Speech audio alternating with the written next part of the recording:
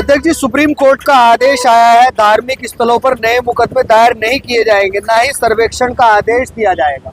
कैसे देख रहे हैं सुप्रीम कोर्ट के फैसले? देखिए, इसको मैं संविधान की जीत मानता हूँ।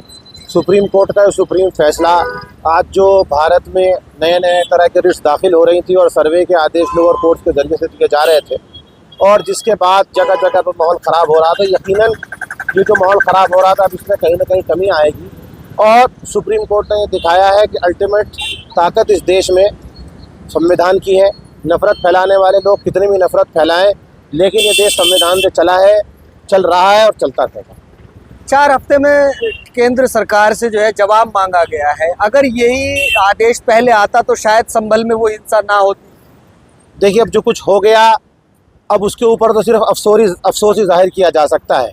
और केंद्र सरकार से पहले भी काउंटर एफिडेविट दाखिल करने के लिए सुप्रीम कोर्ट ने कहा था, लेकिन कहीं ना कहीं केंद्र सरकार या तो इस बारे में सीरियस नहीं है, या केंद्र सरकार कहीं ना कहीं नफरत फैलाने के एजेंडे को इस दुनिया में इस देश में कायम रखना चाहती है।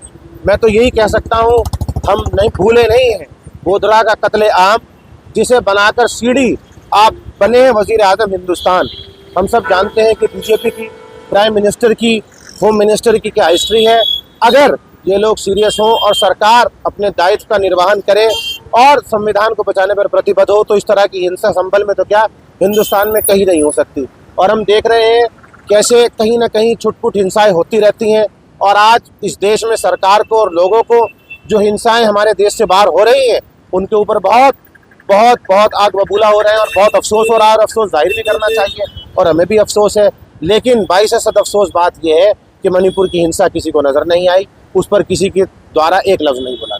सुप्रीम कोर्ट के इस आदेश से कुछ लोगों की कमर टूट गई है। देहरादून में भी कहा जा रहा था पीआई डाली जाएगी, तो इस पर क्या कहेंगे? देखिए, मैं कहता हूँ देहरादून का इतिहास जो है वो मोहब्बत का इतिहास है।